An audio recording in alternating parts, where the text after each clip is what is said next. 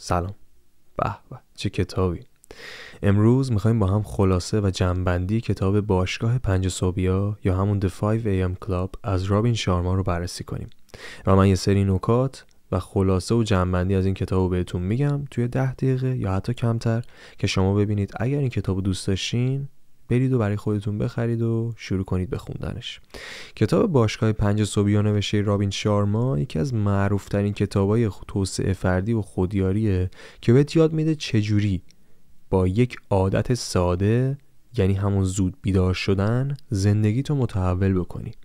ایده این کتاب اینه که تو ساعت 5 صبح بیدار بشی و اگر این کار رو انجام بدی و البته که بهت یاد میده چجوری این کار رو انجام بدی، تو خلاقیت و آرامش بیشتری پیدا میکنی و در نتیجه تبدیل به یک آدم موفق تری میشی. و توی این کتاب یه داستان جذاب و راهکارهایی توی این داستان به تو نشون میدن که چجوری این عادت رو میتونی توی زندگیت پیاده بکنی. 3 تا اصل داره که این اصلا رو اول با هم دیگه پیش میریم و 3 تا نکته در ادامه داره که اون نکاتم بهتون میگم. اصل اول، چرا ساعت 5 صبح؟ اصلا شاید سوال شما هم باشه که چرا اصلا ساعت 5 صبح من باید بیدار بشم؟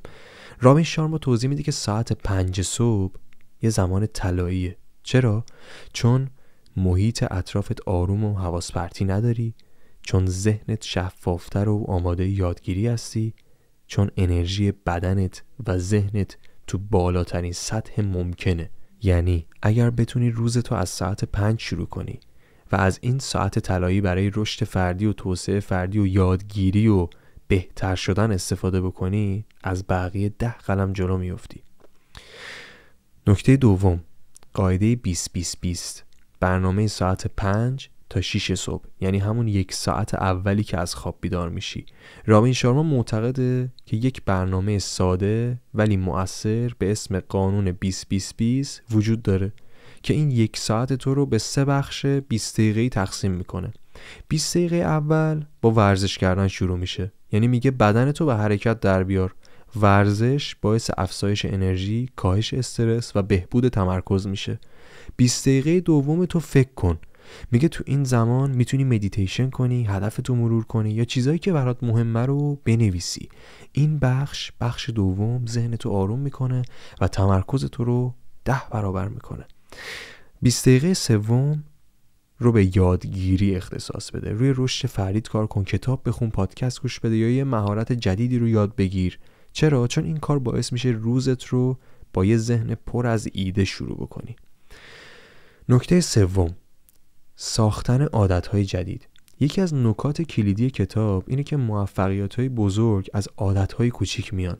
این جمله رو خیلی شنیدیم، اما ساختن یه عادت جدید آسون نیست و به 3 مرحله نیاز داره. 1. مرحله اول، تخریب. عادتهای قدیمی و ناسالم تو بذار کنار. مرحله دوم، نظم دادن. با برنامه ریزی منظم عادتهای جدید تو شکل بده. نکته سوم، تثبیت. بعد از گذر سختی‌های اولیه، یعنی تخریب و نظم دادن، عادت جدیدت به بخشی از زندگی تبدیل میشه. یعنی تو با این روش تخریب، نظم دادن و تثبیت میتونی یک عادت خوب رو جایگزین با یک عادت بد بکنی. رابین شارما توضیح میده که برای ایجاد یک عادت پایدار حدود 66 روز زمان نیازه. پس صبور باش و تلاش کن.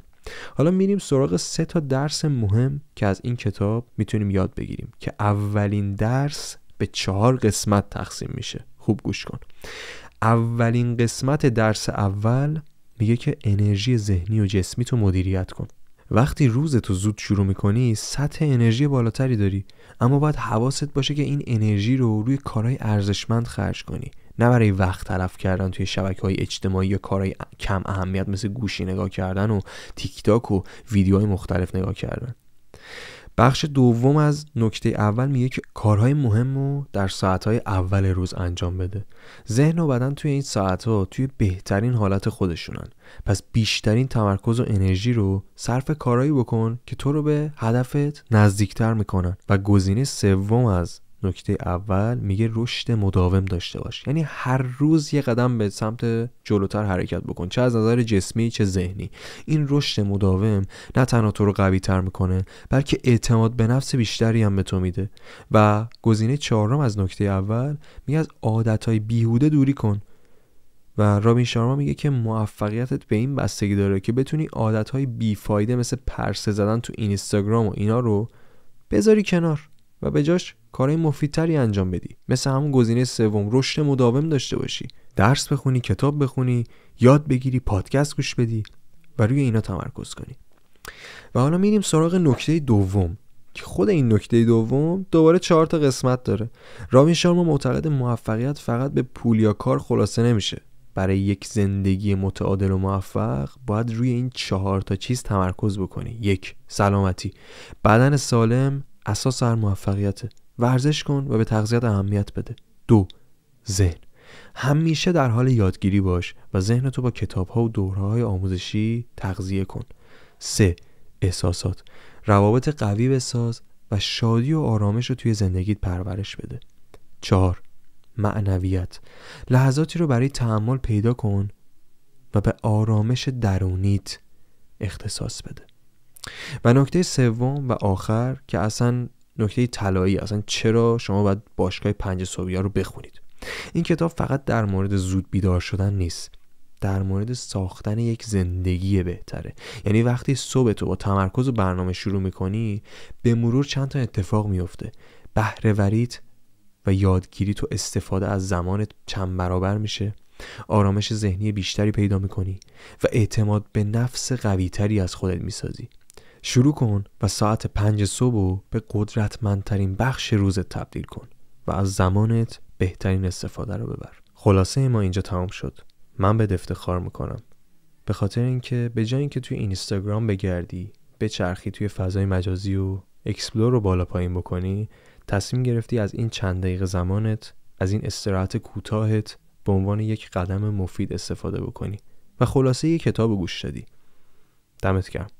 و اگر از این ویدیو خوشت اومد، از این خلاصه خوشت اومد، برای حمایت از ما کامنت، سابسکرایب، شیر یادت نره. و تا خلاصه بعدی، خدا نگهدار.